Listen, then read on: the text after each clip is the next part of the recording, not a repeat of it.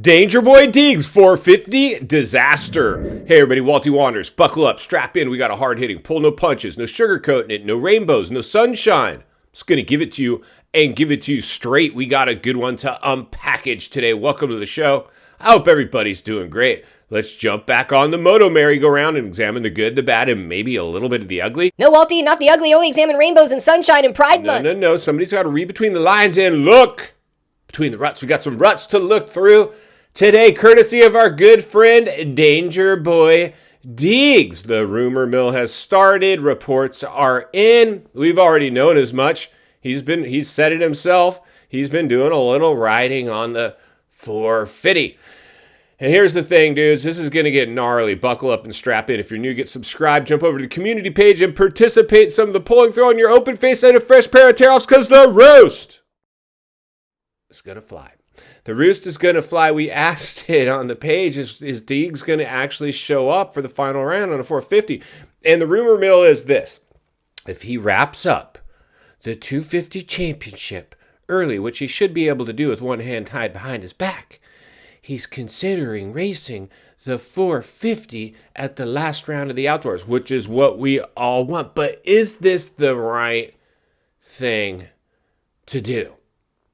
And I have to say it. Now, listen, I think it's the wrong thing to do. I think this is a potential disaster. Why rush the kid in with limited seat time on the 450? We saw what happened when he came into the 250 class a little early. He cartwheeled it. He yard sailed it. It was not pretty. It was rough. But Danger Boy Deegs, you proved us all wrong.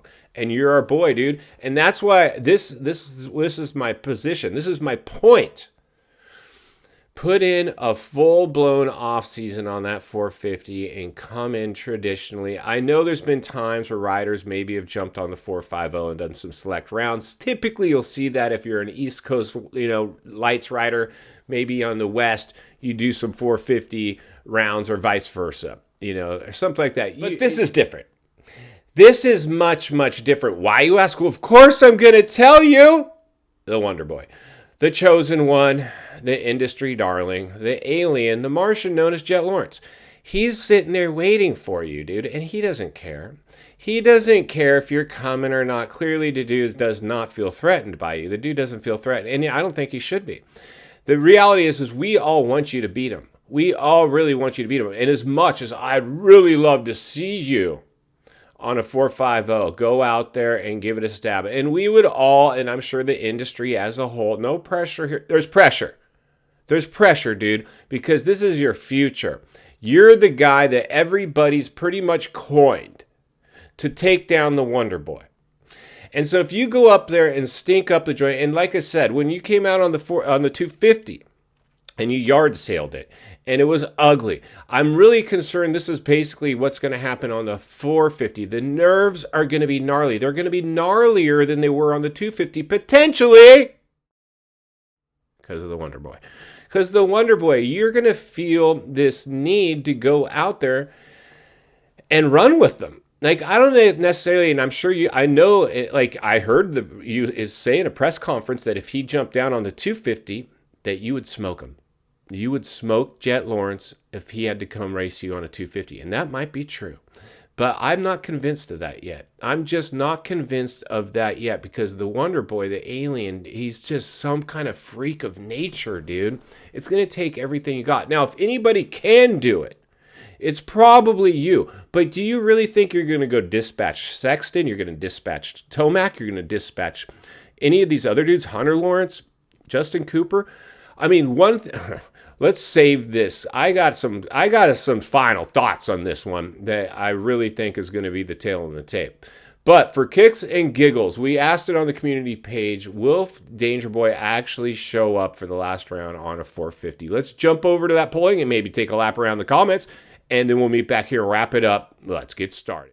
All right, race fans, buckle up, strap in, roll up your windows, lock your doors, and grab a fresh pair of tear-offs because the roost is about to fly. When asked on the Walty Wanders community page of the YouTube channel, will Danger Boy Deegs race the 450 at the final round of Pro Motocross? 34% of you said, yep, Danger Boy's showing up on the 450. while 66% said, nope, not going to happen, bro. It's too early for the 450. Well, let's go ahead and buckle up and take a lap around some of your comments. First up to the starting gate, Kevo6767 says, team can't risk him getting hurt before the playoffs. Brian's going to keep him on the path to success, and patience is important. Boom, and there it is there. Good point, my brother. Thanks for the comment. Let's see who's up next. H. Holbrook pops the clutch and comes flying out down the start straight with, if he wins up to then, why not? Boom, and there it is there, Danger. If you win out, just jump on that 450. Put one in the win column for H. Holbrook. Right on, my brother. Let's see who's up next. J.M. McGeechee comes flying into the first turn and almost washes the front end with, if he can clinch the championship early, it's still a maybe. I think it's better for him to just stay on the 250 and add a couple more podiums to his record before moving up. He has plenty of years to be on the 450, so he should just enjoy his last year on the 250. And there it is there. Good point, my brother. Chalk one up to the nope column. All right, let's see who's up next. Dangerous 585 launches the step up and almost picks up a case with, it'll be tough to adjust back to the 250 once the toothpaste is out of the tube. You can't put it back in the tube. Boom, and there it is there. Musical bikes can be a little tricky. I feel you, boy. Chalk one up for the nope column. Thanks for the comment. Let's see who's up next. Last but not least, Webb Moody hits the finish line jump, lights the candles, and gets the Bubba neck burn with, he needs to stay on the 250 as long as he can. It's all about the money when you're a pro. He'll make more money on his current bike. Plenty of time for the 450 class.